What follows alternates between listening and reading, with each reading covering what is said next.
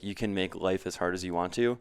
All things considered, like, meaning you may not make a lot of money, you may have like some health issues or something, but there's also a choice for you to make good habits over bad habits, meaning like you can make life as hard as you want it to be. So we can all relate to times where we've fallen into those things. I mean, I hired Taylor as my coach. I'm sure you're like, if Adam could get past Tuesday and keep working out, he'd probably be in a better spot. And I think the same thing, and it's just like little things where it's like, you always have to try and work on yourself and make things better, and just avoid bad habits.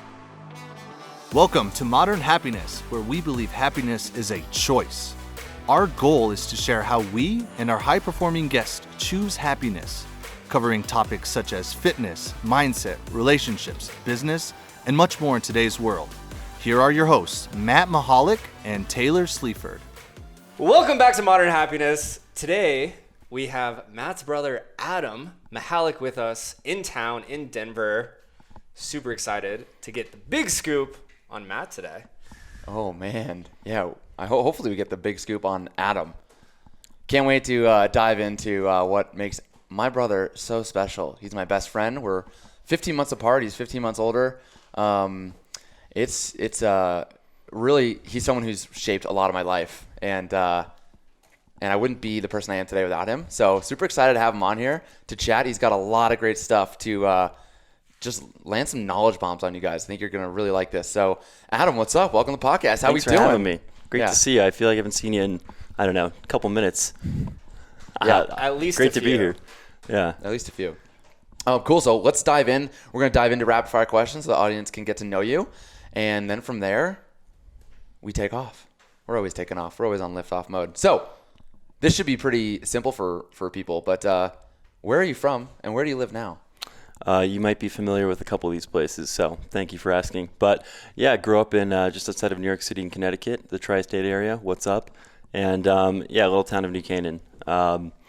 Grew up there, lived there, went to college not too far by in St. John's in Queens, New York. Go Johnnies. And after that, lived in Stamford, Connecticut for a bit, New York City for 4 years. And then, of course, when COVID hit, living in a little kind of junior one-bedroom in Manhattan was not going to cut it for working and living. So ended up moving to Newport, Rhode Island last year. Special place. We grew up going there. Funny, I actually wanted to live there like beginning of 2020. I was trying to convince my HR and boss that I was moving there and there's nothing they could do about it. They did something. No, they were just like, we'll work on it. We'll figure it out. So, of course, with COVID, took advantage, stayed with some friends for 3 months and then haven't left since. So, yeah, living the dream. It's great. Yeah, we love Newport. Like Adam said, I know rapid fire, but here we go down the tangent. I was going to say, we've got a Michalek. Well, Taylor, have you been there before? Yeah. No, I've never been. Heard about Scales. Scales and Shells. I'm wearing the shirt right now over here. But we went like at least once every summer. We go there for the weekend, our family, and it's a special place in our heart for sure. Yeah. And Actually, real quick funny story about Matt. We've been doing this tradition every year where we go to Scales and Shells. A lot of funny stories. One Easter, they had this giant chocolate egg that they were giving away in a raffle, and Matt actually like a 2-foot huge chocolate egg. I know which he is loves chocolate eggs. which is even bigger for a little boy. You were probably like 7 or 8 at the time. Yeah. Matt won it, and on the whole car ride home when we were heading back that Easter weekend, he just about ate the whole thing. Wow, if only Instagram was around back then. Oh, man. There'd probably be some great footage. Yeah, there But would be, for sure. That wasn't even the story I was going to tell. What I was going to say was it was a tradition. We go there every year. And one year, Matt being, the explorer that he is, was like, let's go somewhere else. Let's mix it up. We always go to the same restaurant. Let's try something new. This is like 3 years ago. Yeah, 3 years ago. But it's a good story because it brought us back to our roots. So we ended up like thinking, we didn't think too hard, but we're like, let's just find any restaurant. Like, we'll try something new.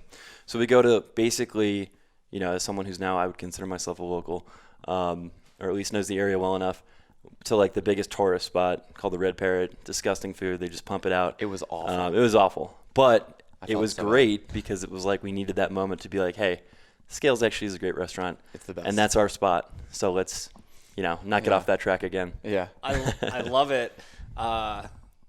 On to our number 2, rapid fire. Yeah, rapid fire. Here we go. Can't wait. How far are we? Yeah. It's 20 minutes later. Yeah. Adam, what is Deuce is going down. Deuce is crawling under the camera. What's your favorite thing to do for fun? Oh, man, that's a great question. I try and mix in a little bit of everything. It's funny. I always tell Matt this. Like, the older I get, I feel like I enjoy like the smaller things, and just kind of getting into a routine of habits. My two biggest loves outside of spending time with friends is music and sports. So any mix of that, whether it's I love to sing, I love to listen to music, I also like to watch sports, I like to play sports. So a lot of good mix of that. I'm a big platform tennis player. If you've ever heard of platform tennis, definitely check it out if you haven't. It's played in a cage. But yeah, if that doesn't intrigue you, then I don't know what will. Go Google that. But yeah, just like to stay active. Yeah. Awesome. What is your most used emoji? Oh my gosh. It's either probably the heart, like just a red heart. Got to show the love, or what would be the next one? It's probably the heart, or the beer cheersing. I don't know. Yeah, cheers. Nice. Yeah. Solid. Okay, big music guy. What is your walk-up song? Oh my gosh. I actually asked Matt this last night at the Mets game because, growing up playing baseball, it's like, what would I come out to? Pretty sure I never answered it. You didn't. No, that's like how Matt and I talk. We bring up one thing and then it ends up in Guam. But essentially, what's my walk-up song? This is too tough. First thing that comes to mind. This Is Why I'm Hot. Wow. That's a throwback. Never Man, that was saw a that jam in high coming. school. Yeah, Literally. it's a little bit of stolen valor. A-Rod used to come out to it, but rapid fire. I would actually ride to baseball practice listening to that. There I you love go. it. I got another song for you later, so we'll keep Perfect. it flowing. I honestly didn't think you would choose something that A-Rod would walk up to. I know, I shouldn't have brought it up. What is your favorite book? Probably They Call Me Coach. It's John Wooden. So you know John Wooden. Mm-hmm. John Wooden? John Wooden? So he's like, in my opinion, the most accomplished coach of all time. He used to coach the UCLA men's basketball team back in the 60s, 70s. He won 8 or 9 straight national titles and coached guys like Kareem Abdul-Jabbar. But the interesting thing about his book is he has so many anecdotes and so many cool just sayings, but what it all comes down to him is he actually has a pyramid of success, which I definitely recommend people take a look at. It's printed out on my big board in my office at home, but it's all about doing the little things for him, and repeating that to get good at it. There's one part of the book where he actually literally talks about the first day of practice every year. They show the guys how to put their socks on the right way. I was waiting to Yes. see if you were going to say that. Yeah. Yes. Are you familiar with the story? Yeah. Yeah, so the point is, you don't get the seam and cause blisters, things like that. So, and he just has, a lot of good foundational stuff of what it is to, be a good person, not just being a good athlete. So, just a great book. I'd recommend it. Solid. Do you have a nickname?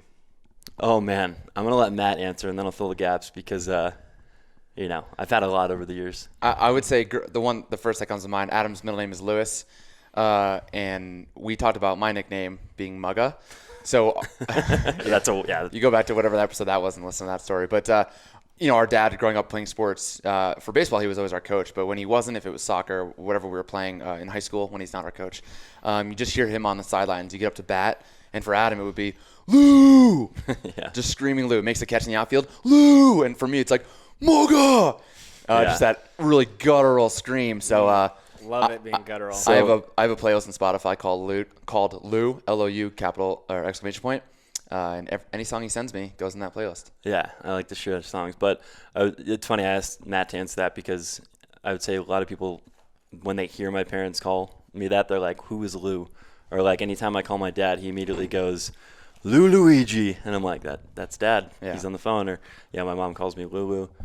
So it's funny because everyone, they know my middle name, but they would never think that I'd be referred to as that. Yeah. And then, there's the A train. Yeah. So, when the train's coming down, you got to get off the tracks.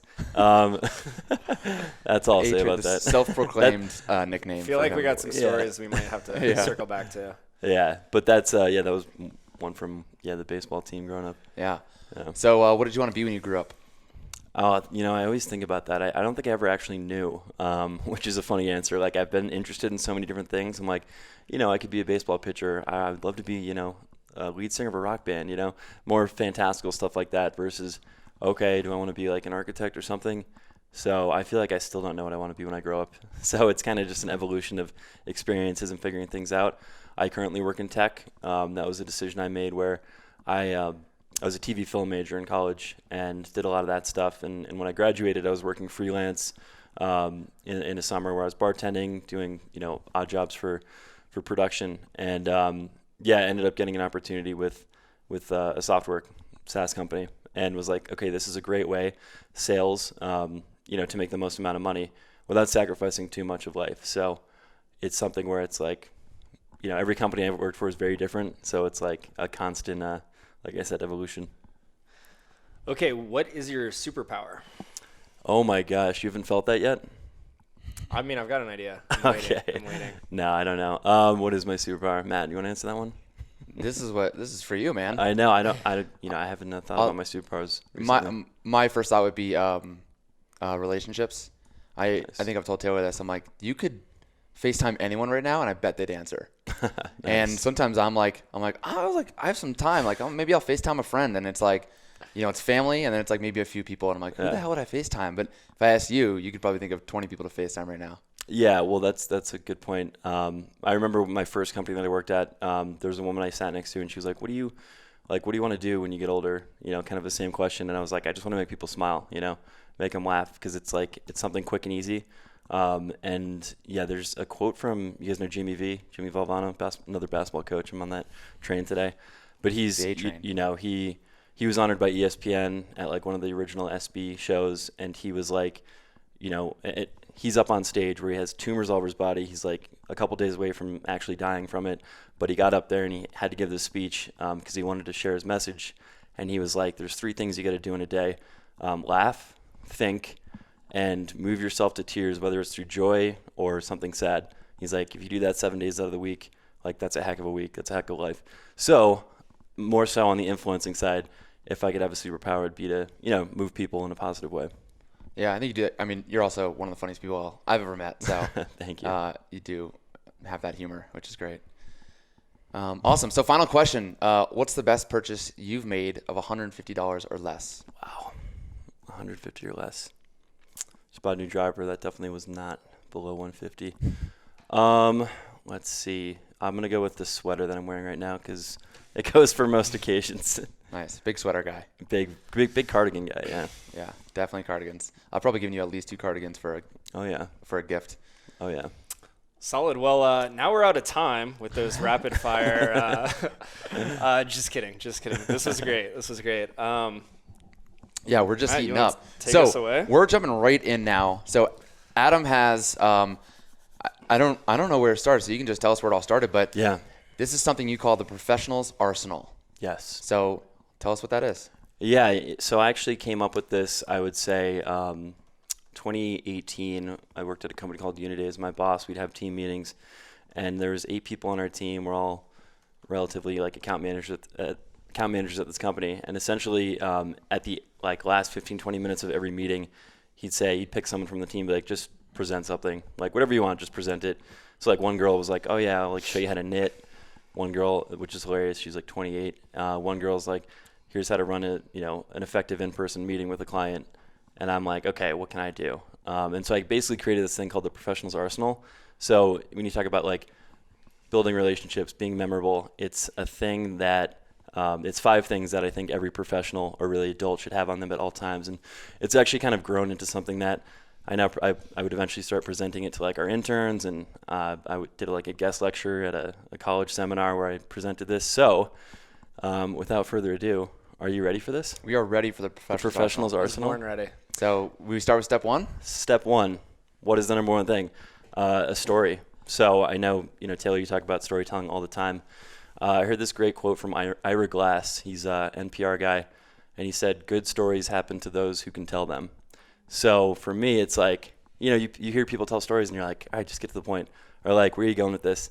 So my story, and kind of also why I thought about creating this arsenal, was when I was a senior in college, St. John's, bartending at McFadden's on 42nd and 2nd, big bar, a lot of action. I got the job through a friend, big nights of, bartending from like 8 to like 5 in the morning. My first night, I was so nervous. It's me, the kid who referred me, and this like 30-year-old dude who's like legend. And he's like, we're getting ready, we're setting up. And he looks at me, he's like, new guy, like, we're getting ready for the night. And it's a bar where like you were allowed to drink. So he's like, hey, make us a shot. And I was like, oh shoot, I panicked. Like, what do I make for first shot? Like, I'm on the stage right now, kind of like internally, if you will. And so I just grabbed a sifter, put some ice in it, and was like, oh shit, grabbed some gin, grabbed the gun, it was like cranberry juice, and I was like, oh no, this is pathetic. Shot of gin. Poured out 3 shots of gin and cranberry juice. Guy takes it and he just, sorry for the language, he's like, that was fucking disgusting. Like, don't ever make that again. And I was like, God, I'm a loser. Like, that was so embarrassing. Like, and I never want to be in that position again. I don't want to be the guy who like doesn't have a drink or some of the other things we'll talk about. So that's my story. Number 2, good segue there. And so to be clear, everyone should have a good story to tell. Yeah. What's the reason behind that? It just shows, I don't know. Why does anyone tell a story? It's just being good at conveying a message in a succinct way, and kind of knowing what you're talking about, Yeah, well, I think this is a perfect story for your professional's arsenal because it invites us into the story of why you created the professional's arsenal. Right, exactly. So it's a great intro exactly. Happy about that. I try to teach a lot of the storytelling too, and a lot of the copy I write for Instagram. I like make a headline, and then for my first few paragraphs, like I try to invite you into a story. So if I'm talking to a personal trainer, it's like, how do you feel when you're about to get on a sales call? Do you feel like nervous, shaky? You don't know, oh my God, they're going to have objections. Like, this is too much money. So I try to invite them into stories so they feel like, oh, wow, like I know what Matt's talking about. And then, bam, now I'm going to educate you. So that's a good point. And we talked about this the other day, and I don't know if we're going to save it for later. But for me, like when I tell a story or anything big or small, I have to like literally structure it out and just repeat it several times, whether it's like a quick closing statement or like a speech or something, or of course a presentation for work. Like I have to repeat it, repetition, back to John Wooden. It's just like, for me, it avoids me messing anything up and stuttering or whatever, any little mannerisms, and just being able to know it and tell it. So like when I interviewed, I got this new job in November. I was going to the final interview with like all these people. It was a big moment. I'm like, this is it. Like, this is a huge company. This is going to change my life.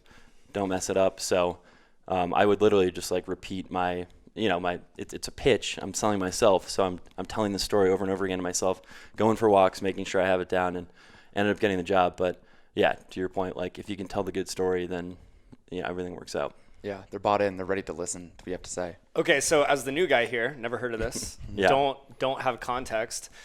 Number 1 is a story. Maybe we're getting ahead of ourselves, Yeah. but I'm going to ask anyways. What is the moral of that story? And is it just any story? Is it a story for the sake of a story, or is there a reason behind the story?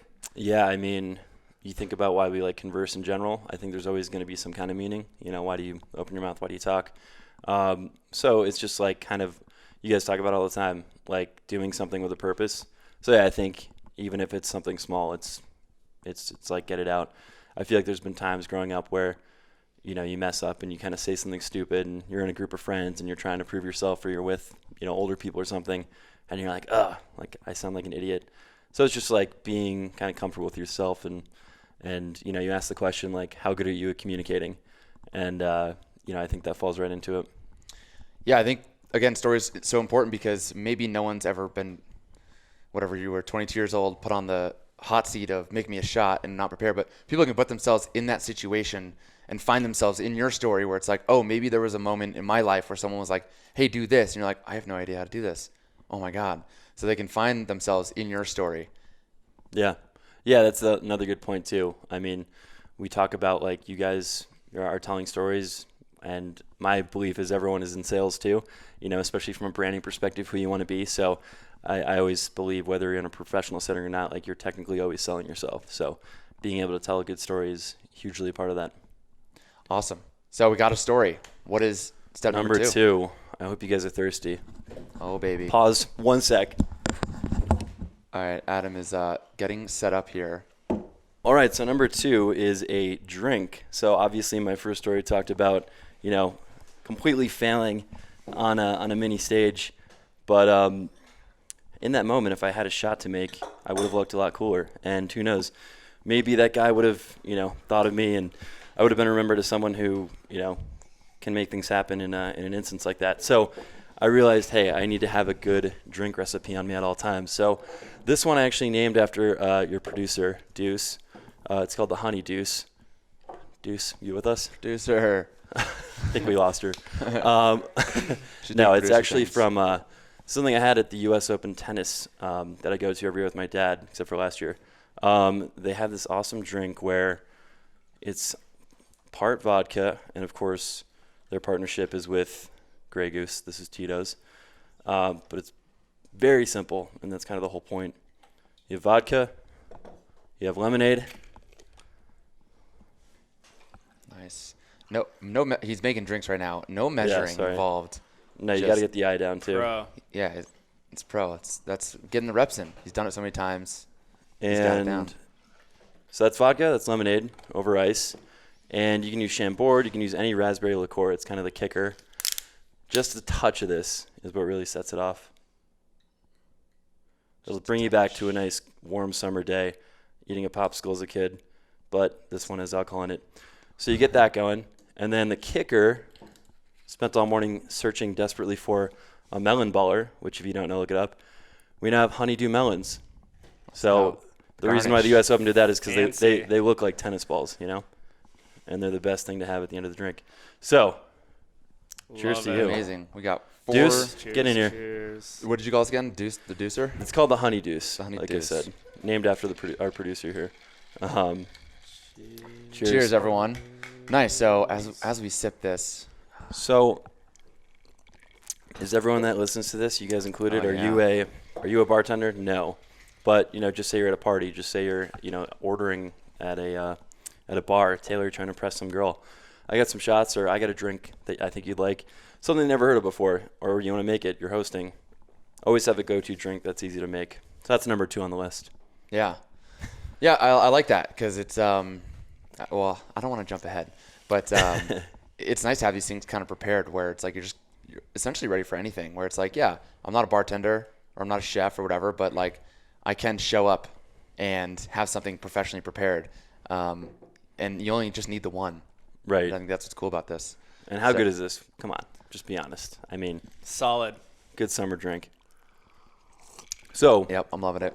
that's number 2. Number 3, I see a trend here where I might be going, but always have a good food recipe. Something, it doesn't have to be necessarily a full entree, but this is an example of something I make all the time for, potlucks, gatherings, whatever. So this is my little appetizer on a skewer. So you can see here, we use the same melon baller, believe that, Wow. on a cantaloupe melon. We have some mozzarella, prosciutto, and then topped off with some balsamic glaze. So dig in. Cheers. All right, here we go. Cheers, guys. Oh. Okay. Deuce, dig in. You get to hear us eat food into these nice mics right now as we chew a mouthful of cheese, melon, prosciutto. It's So delicious. Quick, easy, inexpensive. Sweet and savory. And, if you go to a place where someone isn't eating meat, then tough luck on them. But, We just pop the prosciutto off. yeah, that's good. So, that's number 3.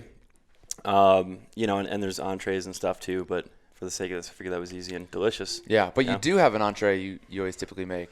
I have a couple, but one I usually like to make are variations of salmon. So there's like a soy glazed salmon that you marinate, and then there's like a salmon Florentine, which is extremely easy. You just, cook a salmon however you usually cook it, and then on top, put it over rice, and then put in some cottage cheese mixed with some cooked spinach and sun-dried tomatoes. Bang, done. Healthy. Yeah, like you said, if you got a date coming over, you got their parents coming over, something like that. Yep. You just look like you know what you're doing. You look like you're in charge. God, that cocktail's good. I can't stop. Not to toot your own horn. Yeah. It's been a while. I usually make these, for like Memorial Day is the usual kickoff for that, and of course when the U.S. Open rolls around. Nice. Cool. So that's 1 through 3. Yep. Number 4 is a joke. I mean, you always have to have a joke. Love and it. I'm always Here we impressed go. with Matt's ability to whip out a good, as we call them, dad joke. So there's. I don't know if impressed would be the word I would use, but okay. Taylor's, Go on. Taylor's sick of it. Yeah, well, that's the thing, and I think dad jokes are either you love them or you hate them. I literally can't help myself. My girlfriend, I always pop them out trying to be punny, and it's just like I don't even know I'm saying these things. It's just like you get to an age, I think it's 30 plus, and I'm just like I have to say this. I'm sorry. It's kind of like But- I've heard when you have a kid, you just automatically know how to carve a turkey. Yeah. It's like such a dad duty, carving a turkey. And it's like, I don't think I know how to do that. But you have a kid and bam, dad moves. Done. So I'll give you one joke, and I'll gear this towards you too because, Matt, I'm sure you've heard it before, but how do you take the letter F out of the word way? Take the letter F out of the word way.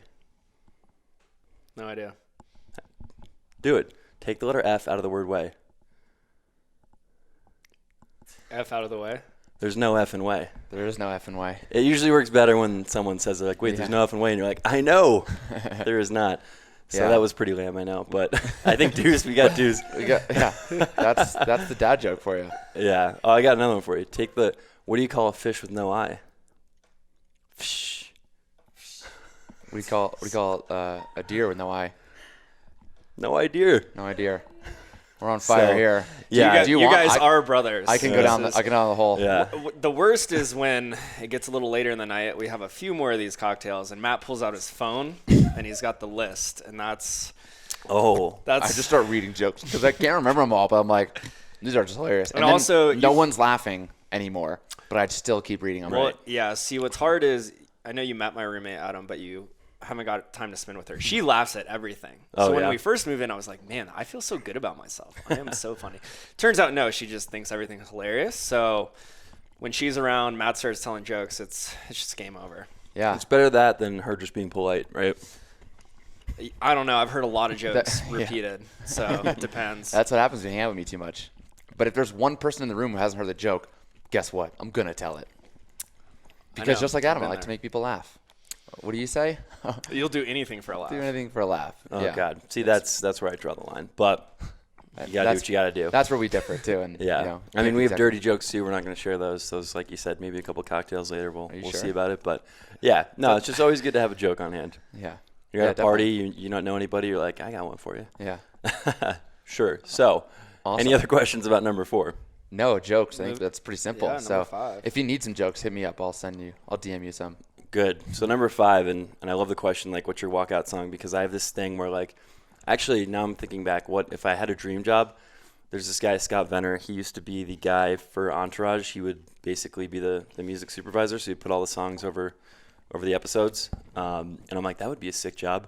Because I feel like, not to sound like, not to be too corny or whatever, but I really do feel like life is just like one montage. And, like, there's always a song for, like, a moment.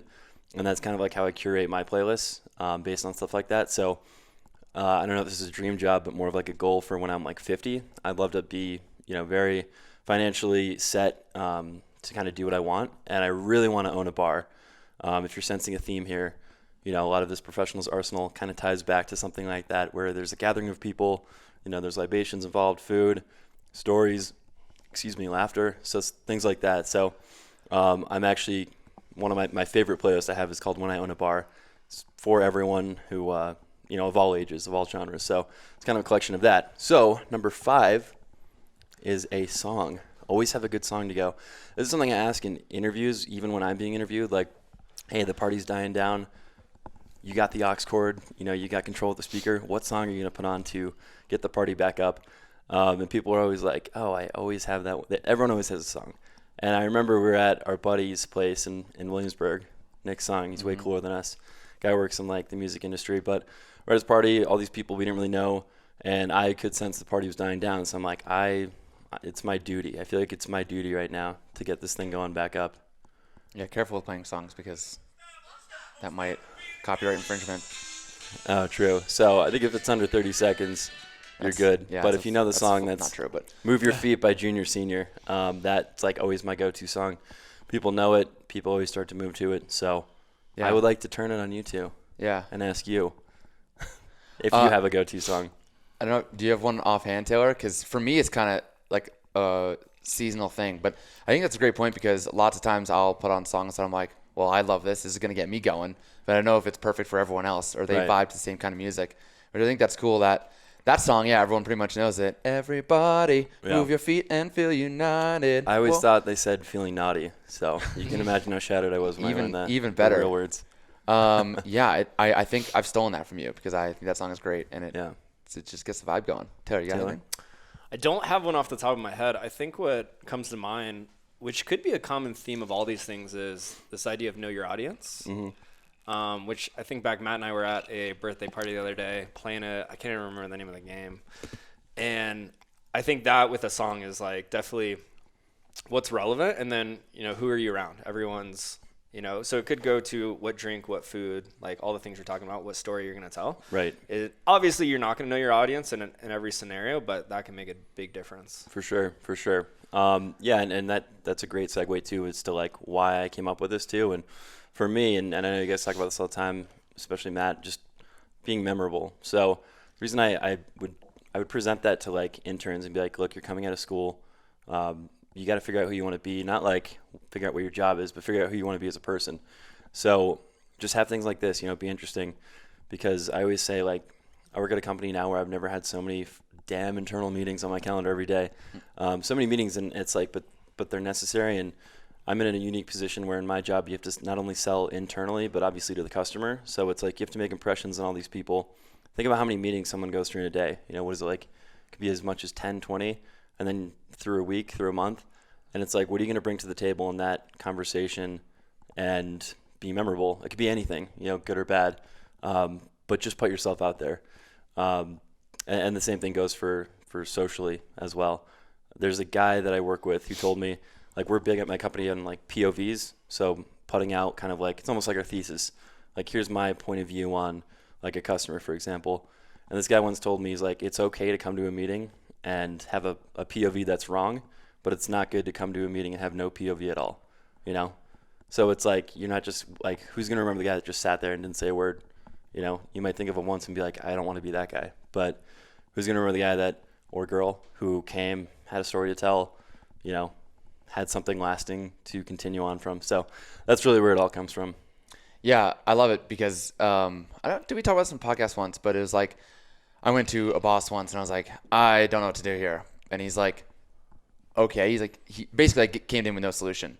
And he told me, he's like, never come with nothing. Like, right. You have to have some sort of idea. And like, yeah, it's okay if it's not the wrong one, because, you know, even like in that meeting or in whatever meeting, it's like, if you come and, yeah, whatever you said, maybe it's stupid, but that might spark, you know, someone else being like, wow, not exactly what we're looking for, but I kind of like if we do it this way. And it could spark a whole new idea, rather than, like you said, you're just the guy who says nothing. So right. I love the professionals arsenal, and that's something that you kind of have planned, ready to go. I want to ask you a few questions on your interview process with your recent hire with Salesforce, and you went about it in such a different way that made you stood out. You were applying for a position that was really more internal, and basically, I'm just curious, like, how do you stand out? You know. So maybe we could take a step back and you could talk about what you do, Adam. That's a good idea. And, That's a great point. You know, because, and partly to preface that, so you call this professional arsenal, and I love it. However, not knowing anything about it, this is not at all where I thought you were going, right? Talking about professional and what it means to be pro. And I know you talk about sales a little bit, and Matt and I talk about that a lot, and it's interesting. I think a lot of people, and I once had this weird vision of sales. You think of like a used car salesman or whatever. However, it's like every aspect of our life is sales. So yeah, give us a little background on like what you do, how you got into that, and how you feel like this is actually what can make you stand out. Yeah, definitely. I think, I mentioned kind of where it started coming out of college, just, you know, trying to figure out which direction I was going in, got an opportunity with the company, realized that I could sell a product that I felt passionate about, and made sure that any job I had in the future, I would be, you know, passionate about, because if you don't do, so you've talked about this, like if you're not passionate about it, it makes it harder on you, and it's a nightmare. So what I do sales. So I work for Salesforce, large software company, if you haven't heard of it. But yeah, essentially I'm selling a product that existing customers would invest in, and potentially some that aren't customers. But, you know, really what that means is, you know, I'm responsible for making those connections with those existing customers, but I don't necessarily own the overall relationship with those customers. So someone at my company, we'll call them an account director, oversee everything. So there are so many different products at Salesforce. There's so much competition to get your foot in the door, prove to that account director why your product should be the one that, you know, should be sold. You bring your POV, and, you know, like anything in life, it's all about the relationships. So for me, that's where I try and come in on a bit of a lighter side. You know, I'm not trying to sell anything. And story I'll tell is something I learned from my dad early on when I was selling a software product. First job, if you've been in sales, you've probably had to go through cold calling, which is the worst thing ever, but also looking back on it, kind of one of the best things, because, you know, it's the worst job out there, and you learn a lot from it. And I remember like my first or second week at this job, you know, you're in like a little bullpen, as they call it, and you're with all the same people who are like trying to figure it out, trying to make names for themselves, and you're reading off a script. You don't even know what you're talking about because you're so young and new. And in this one moment, I don't even know what I'm talking about. I'm calling this lady. She's a VP of marketing or something, and I'm like reading she can tell I'm reading it. You know, anyone can always tell when you're reading something.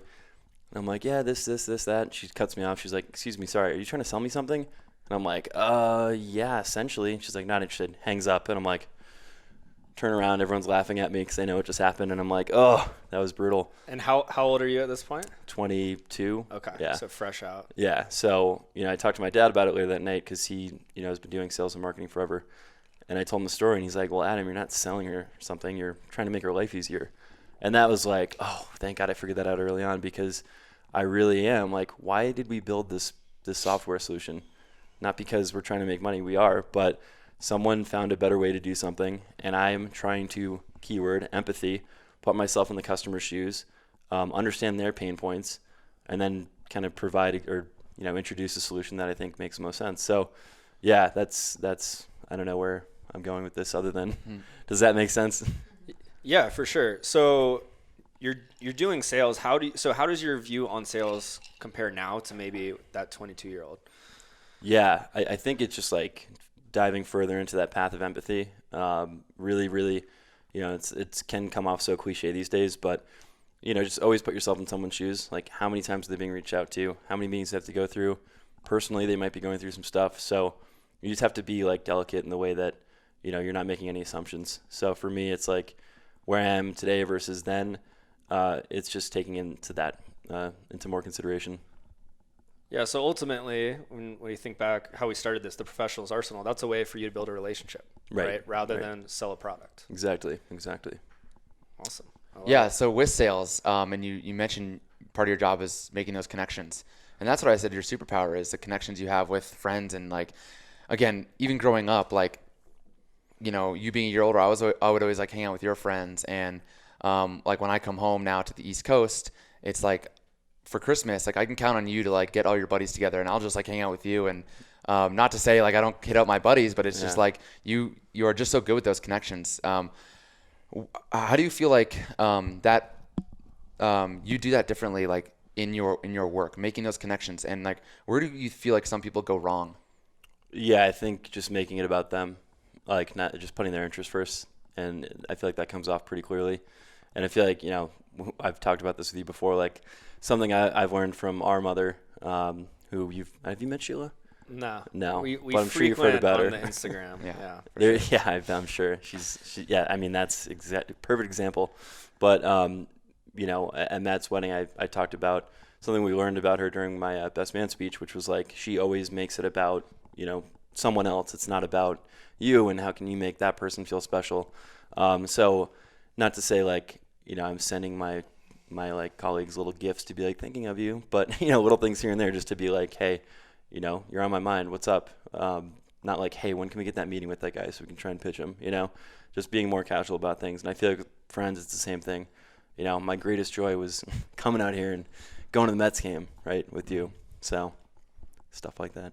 Yeah, I love it. I know one thing you do that I kind of always remember. I didn't always do this, and I try to make sure I do almost all the time now, especially if I'm going to someone's house for the first time.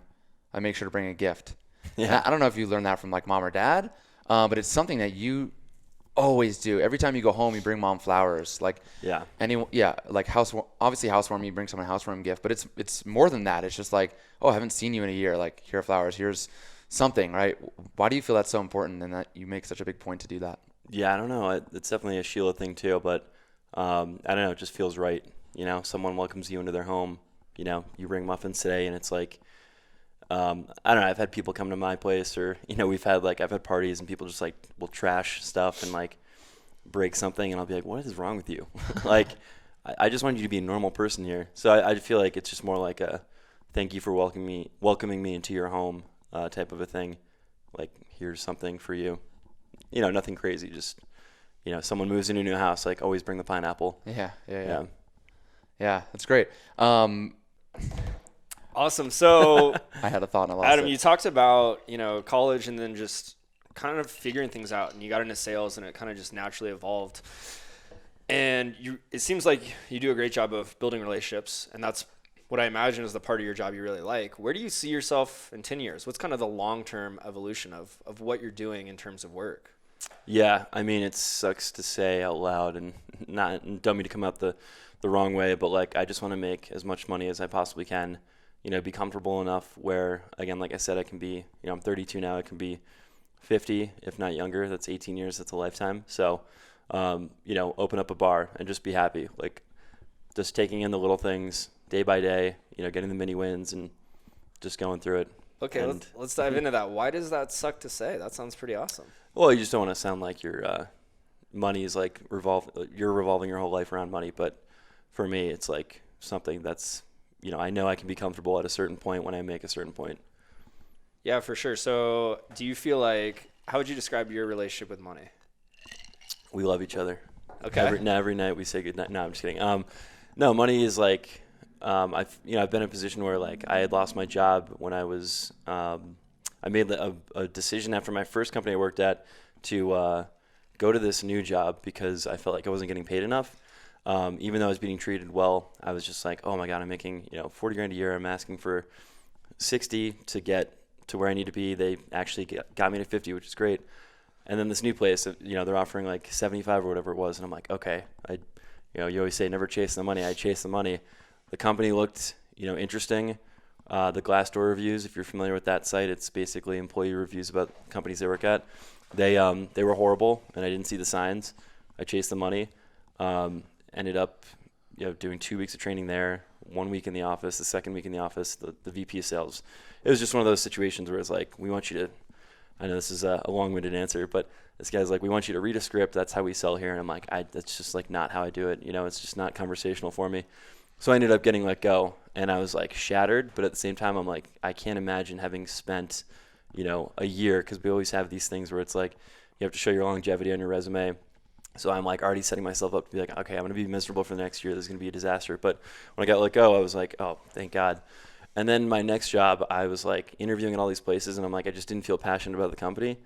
But I had a financial obligation to, stay alive and pay for things and do all that. And being in that situation where it's like, I'm literally eating, spending as little much on food as I can to sacrifice for other things. And I've been in that situation where it's like the shittiest feeling of, not being able to be happy because of money. So my relationship is like, I do a good job now of trying to save, as much as I can, while also being able to like live my life comfortably. Okay. And yeah, I just forgot what I was gonna say, but yeah. So I love that. So if we go really, when I asked you that question, the original question, going back to the end goal was you can open your own bar. Yeah. Right. That's like kind of the long-term vision. Yeah. What is it about that, owning your bar? Like, what excites you? What about that makes you happy? Yeah, I think you could see a theme with like the arsenal. Like I said before, it's like the elements of what would go into a bar, if you guys, if I had a bar, I'd be like, even still, like I'd want people to come to my place. I try and make my place as welcoming as possible, but to have a bar where it's like, you guys come here, it's got that like local vibe. You come in and it just feels like a second home. That's just like kind of the environment I would like to provide. Yeah, I love that. Are we going to name the bar the Arsenal? Oh, wow. Someone asked me recently, I think it was my girlfriend, she was like, what are you going to name the bar? I'm like, how have I not thought of this? I was like, Stills, because I love Steven Stills, the musician. Okay. It should be When I Own a Bar. I know, right? Or WIOB. We'll call it Weob. Or Weob. Yeah. But I'm still working on the name. Okay. So it's interesting because originally you led off with, this sucks to say. However, it sounds like you have, a healthy relationship with money. Do you feel like you kind of said that because of how most people might view that response? Yeah, totally. And in the same stretch, I feel like everyone had such a year last year where for me, I didn't have like a near-death experience or anything. But I'm like, it's just another reminder that, tomorrow's not guaranteed and you can't be, making sacrifices to not be happy. So money's one of them for me. And if I'll spend money to, do stuff, then so be it. So you said tomorrow's not guaranteed, and you've used the word sacrifice a lot during this podcast. Have I? At least 4 times. So if tomorrow's not guaranteed, why wait till you're 50 to open a bar? just because, well, a couple things. I think I have a lot to do. Like to start a family one day. Would like to buy a house. I rent a place now in Newport, Rhode Island. So there's just like check marks that I have to get through and just, build liquid as well. I'm not trying to get into a situation where financially I'm like taking out loans and stuff. But also there's like a big educational piece to it. Everyone thinks that they can like run a bar. We've all seen Bar Rescue. It's like at that point where I'm ready, it's like it'll start a new journey where I, will learn how to manage something like that. Maybe work at a place for a little bit, just to get the experience. Not for the money, but again, for the experience. Yeah, circling back, I think this is really cool. It sounds like it's not about the money at all. However, that is the goal, right? Make as much money as you can so that, you can be happy, you can have this bar, and then you can make other people happy. And exactly, yeah. It's funny, Chris Harder has a quote which Matt says all the time: when good people make good money, they can do great things. So we got a good person. If you can make great money in 10 years, whatever that looks like, you can open a bar, you can give back to people, you can just like be authentically yourself. And it's funny because I've had this conversation a lot with people recently about, do you believe that you can do what you love and make good money? And it's, right. Just that question, there's a lot of caveats to it, but it's led to a lot of interesting conversation where I just asked the question. I didn't push my belief, which I do believe that you can do both. And I believe sometimes you maybe do things that you don't necessarily love to right. then get to that end goal. And right, exactly. It does sound like you love aspects of your job right now. However, it's like, and it's a funny thing. I think I would say most people, at least in the US, have a poor relationship with money where it's like, either it's something they never had, or it's like they want it to, have the Ferrari and the vacation home and whatever. And it's like, and then there's people who just feel guilty about making good money, right. Which is why it was interesting how you answered that. And, right. now talking through it, again, it sounds like, oh, who's going to listen to this? What are they going to think? But ultimately, I think it's like making good money is awesome. And like, I want to come to that bar. I'm excited for it. No, you'll be right on the list. Don't you worry. Yeah. Can I have my own mug? Yeah, here it is. Oh, sweet. Deuce, Thanks, can Deuce. I take this? Yeah. You brought up something interesting too that I feel like I'd be remiss if I didn't mention, but an aspect of like giving back too. So like when I was interviewing at Salesforce, I'm like, this is going to be a company where I work for. It's going to be life changing. But I was weary because like in the middle of my journey, I worked for a large company in the tens of thousands of employees, and it was like horrible culture. You're just like a salesperson with a number over your head. There was no culture at all. And they kind of churned and burned like that. So I was like, I don't know if I want to go back to a company that's 50,000 people. But the reason I was so convinced, another big lesson I will say too is, always take a job where someone who has worked there or works there. It's always good. But yeah, a friend of mine was telling me about the culture. And something that I loved was Salesforce has this philosophy called 1-1-1. And oh boy, I better get this right. You give back 1% of your time, 1% of your money, and 1% of your equity, philanthropically. So I feel like that's a major part of like living a good life is giving back. So I talked to Matt about like, I joined this thing called Climb Higher, which is like a mentorship program where people come in who are trying to get into the tech scene who have like no background in it. And essentially you work with them, kind of mentor them and help them out. So like doing stuff like that is like, I think such a big thing. That's definitely more of like a time thing. But I like to give back to certain charities. So I think that's important for everyone too. If you don't have the money, you have the time. So you guys are talking about doing stuff like that in your community, and I love it. I think everyone should do that because it is very fulfilling. Yeah. Can you tell me that? We talked about it. We were having lunch in Mark's the other day. You told me a story about that specific giving back and helping someone. Do you mind sharing that story? Yeah. So just met. It was actually my first meeting. You get set up with a couple people, and they just talk to you about their experience, and you kind of figure out what to recommend from there. There's other sessions where like you do mock interviews, but essentially, it was like the same thing I always talk about. I was like, talk about experience. Everyone has experience, like, but how can you talk about your story? I'm like, craft your story. And I kept saying this to this one young lady. And in the end, I gave her my email. We're corresponding that way. She's asking for advice and stuff like that. And I told her the same thing I did for when I interviewed. I'm like, yeah, just get your story down. Just know it, memorize it. And it's like one thing that worked for me is I go out for walks and just like rehearse it. And she said she ended up doing the same thing. And then she got the job. She told me, super happy for her. And then, she posts on LinkedIn. She's like, got a job, gives a shout out. And obviously never looking for a shout out or anything like that. But, you hear someone succeeding because of some advice you gave them, and it's just like there's no dollar on that, It's so rewarding. Yeah. Yeah. Yeah, it's so rewarding, and it's funny when we talk about giving back. I think so many people think about, oh, I gotta donate money, or I gotta help build a house or whatever it is. But like sometimes it's just like the random acts of kindness, or which is why I love the whole idea of owning a bar. Just like being behind the table and like listening. We just made an episode about communication, and it's like people just want to feel heard. Yeah. And if you could be that random person. They come into the bar, they feel welcome, and just be heard, and maybe like give one thing for them to think about. That could literally change their life. Yeah, that's a great point. So my first bartending job, that one that was in Manhattan, that was my senior year. The summer going into my senior year, I turned 21. All my friends are getting internships at like banks or whatever, and I'm like, I just want to be a bartender. So I get my little license. You think Matt is a baby face? Should have seen me at 21. Went to every bar. I went to like 60 bars in the area of like our hometown, and everyone's like, no, you look too young. That. So I finally get like my 61st, visit this one restaurant at this public golf course in Stanford, Sterling Farms, if you know it. And I was like, oh, sweet. They're going to hire me to be like the guy at the sports bar that everyone goes to after.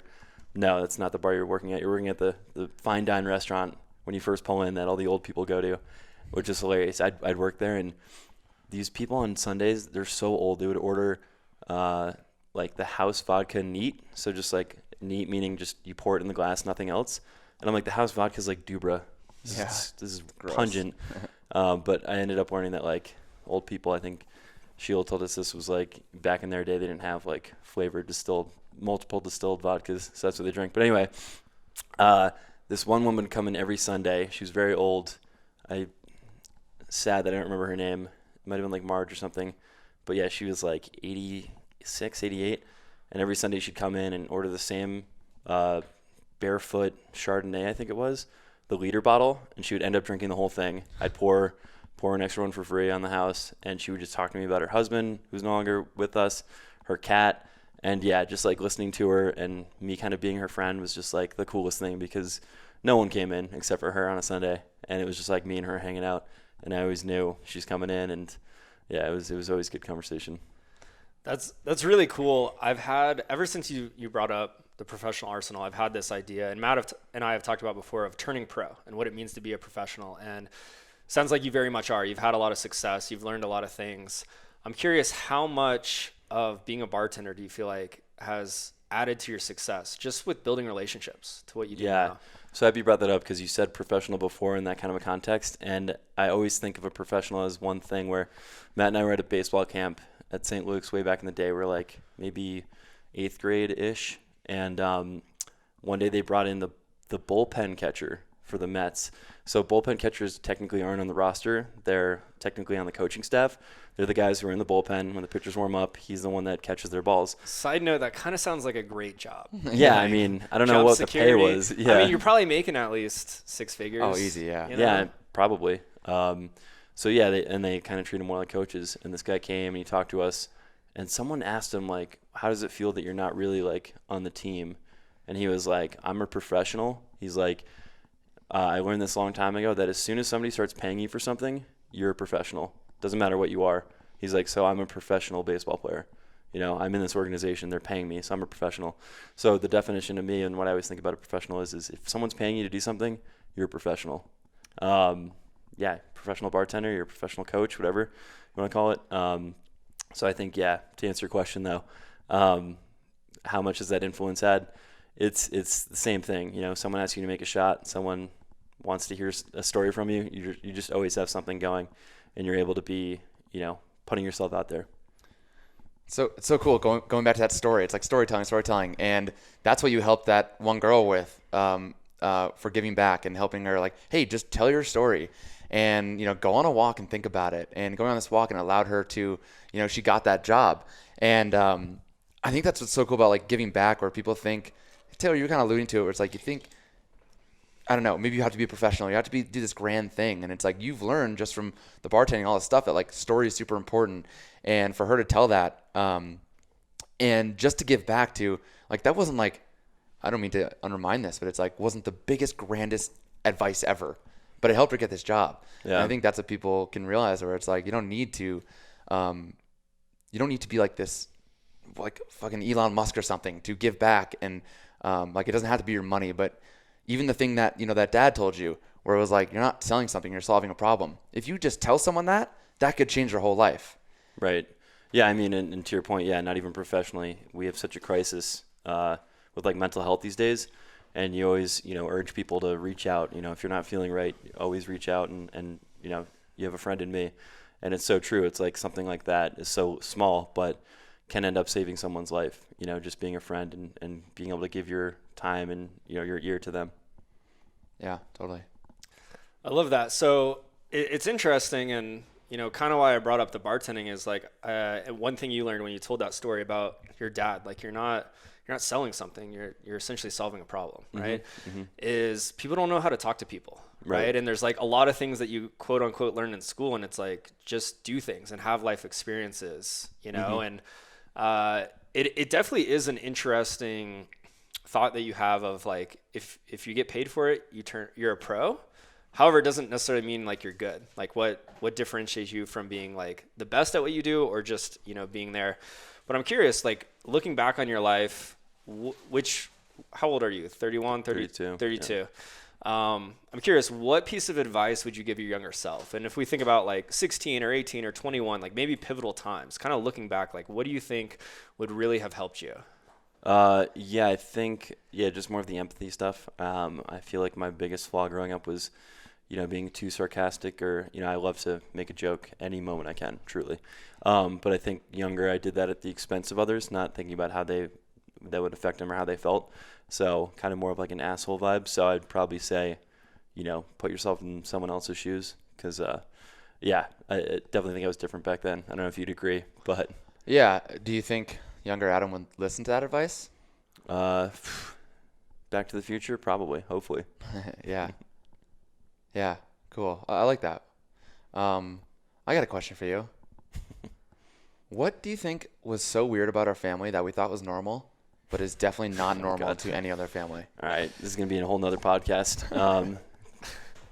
Okay. Oh, boy. I know where you want me to go with this, but I'm not going to bring it up. I'm not bringing up the sodas. The sodas? Oh, no. That's not where I was going with it. Okay.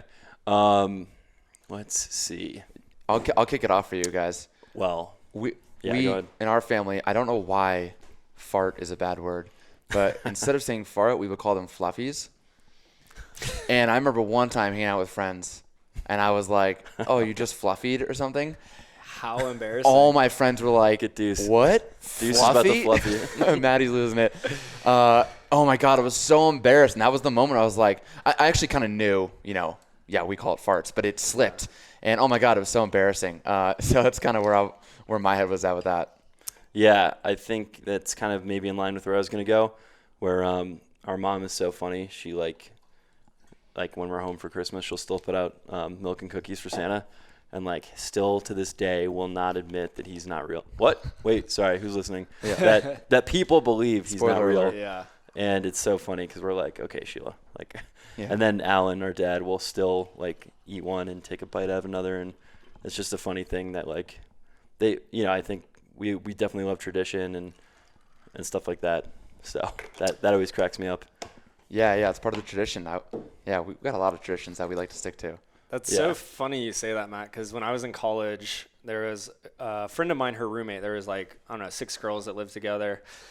And I can't remember the word. I wish I could remember the word, but her dad played a joke on her as a kid, and for the remote control to the TV, he called it something else, something ridiculous. Okay. And it literally, even going in high school, her parents told her friends not to tell her. So she went to college and was like, "Hey, can you pass me the whatever?" And they're the fluffy. What? What are you talking about? Yeah. And her whole life, she went her whole life until she went to college, realizing that her dad played this. I was like, that's genius. Her dad Truman showed her with the remote. Yeah, really. It's a legend. Yeah. That is insane. Dude, well, that brings up another great debate: is what do you actually call that device? Because I've heard remote control, clicker. Dude, Mom says channel changer. Yeah, I'm like, Mom, why did you go with the longest name ever? At least channel changer. It's accurate. I know what she's saying. Yeah, it's true. What does that channel changer do? Well, you wouldn't believe this, but it changes channels. Can you hand me the channel changer volume controller, a power on, power off thing? Oh, remote? boy. Wow. No, it's good stuff. All right, Adam. We're getting to the end of time here. Are there any final words? Any things you want our audience to take home with them? Several. Let's hear it. John Wooden. I just said Bill. I was thinking of Bill Walton. John Wooden always said, make every day your masterpiece. So I'll say that. And 2, I would like you guys to do this and get back to me. And anyone, and Deuce, sorry, forgot to include there. And then, of course, any other listener, like create your own professionals arsenal, whether it's the framework of what I told you, or just come up with 5 things that you think is going to be useful. And just like always have that on hand and, reach out to the team here. I'm sure they'd love to share some of those, but would also like to hear your guys's. So maybe next podcast, you have a guest, throw yours out.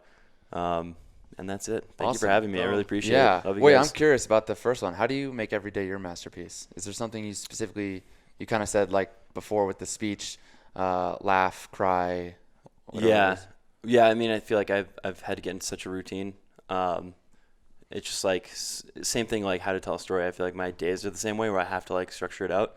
I've told someone way back when, meaning like a couple years ago, like you can make life as hard as you want to, all things considered, like meaning you may not make a lot of money, you may have like some health issues or something, but there's also a choice for you to make good habits over bad habits, meaning like you can make life as hard as you want it to be. So we can all relate to times where we've fallen into those things. I mean, I hired Taylor as my coach. I'm sure you're like, if Adam could get past Tuesday and keep working out, he'd probably be in a better spot. And I think the same thing, and it's just like little things where it's like, you always have to try and work on yourself and make things better, and just avoid bad habits. I love it. James Clear has the quote, every choice you make is a vote for the type of person you want to become. Therefore, I don't remember the rest of it. Therefore, it's habits. It's all about building better habits. And if you want X, Y, Z, you want to make more money, kind of take a look at the things you're doing. I think it's even maybe Mel Robbins who says, you want to show me who you'll be in 5 years? Show me your habits right now. Mm-hmm. Yeah. Yeah, I love that. It's awesome. Oh, I got one more. I thought of this when Taylor was speaking earlier. We were talking about changing the world, and I always say, you change the world by changing people's worlds. I don't know if someone said that or if I just made it up, but I hope someone else said it because I can't handle responsibility for something like that. But like, you think about it, and I don't want to get into religion, but I'm always like, technically, you are your own kind of personal Jesus because you think about your morals, your ethics, and who you're talking to when you're making a decision yourself. So do that to yourself, and then, change other people's worlds. That's all I got. Man, I love that you said that, not to dive too deep, but I was actually in a conversation with someone a week ago who was like trying to figure out what she wanted to do. And she's like, she said all these things. And I was like, so you want to change the world? She's like, yeah. And I'm like, she's like, I don't know how. I was like, well, do you believe that you could change the world by changing one person's life? And she's like, oh, I don't know. She thought about this grand gesture. And I was like, just think about it. And she sent me a message that she's like, wow, I thought a lot about that. And like, I realized that I just really want that like instant gratification of like, this big thing. And I totally agree with what you're saying is it's, and to build your masterpiece, like really it's choices. Little by little, little becomes a lot. So even just one choice every day could move the needle a little bit. Yeah, 100%. It's beautiful. Awesome. Thanks so much, Adam. It's been fun. And the last thing, happy early birthday to my best friend, Matthew. He'll be 18 in 2 days. Can't wait to see him be able to vote and smoke cigs. No kidding. Yeah. Maybe 31. grow a mustache. There's no maybe. Look at this guy. Look at this mustache over here. It's Yeah, we were at the mountain the other day, and I just met this guy. He's like, "Oh, vacation mustache," and I was like, "Yeah, just grew it today." I've been growing this since March 17th, 2020. This is my quarantine mustache. Yeah. I'm like, no, it just started blooming. Yeah, I'm like, no, I didn't buy Boy Brow and put this in. What? Okay, castor oil. I have tried it. I will say there's one thing I can't do. It's grow any facial hair. I mean, there's something there, but Dad'll like tease me. I'm like, dude, this is your fault. You can't tease me about my facial hair. Yeah, got this from you, man. Yeah, you got that long head of hair. And that's from I have from to Sheila. shave my knuckles because of you. Yeah. I don't know how else to end it. Your toe knuckles. Great. Yeah. Boys, thank you. Yeah. Thank thanks, you. Thanks for having me. Thanks for coming out. Appreciate it's it. a pleasure having you, and we get to party for another week. So Yeah. let's go. See you on the Instagrams. See you on the Instagrams. Oh, do you want people to follow you? Find you somewhere? Yeah, LinkedIn. Sure. LinkedIn. Looked up Adam Michalek on LinkedIn. Such a pro. Such a pro move. Yeah. It's all about who you know, right? Yeah. Adam Luys on Instagram. Nice. There it is. Great. All right. And Adam.tv. TEVE. All right, thank you. All right, bam. That's it. No, don't follow me, but also LinkedIn, and here are my 2 Instagrams. Wait. Last thing. Yeah. Also, one more thing. Oh, okay. Just Perfect. went out my no, okay. Yep. Okay. Yeah, we're not going there. All right, guys. Thanks so much. And until next time, peace.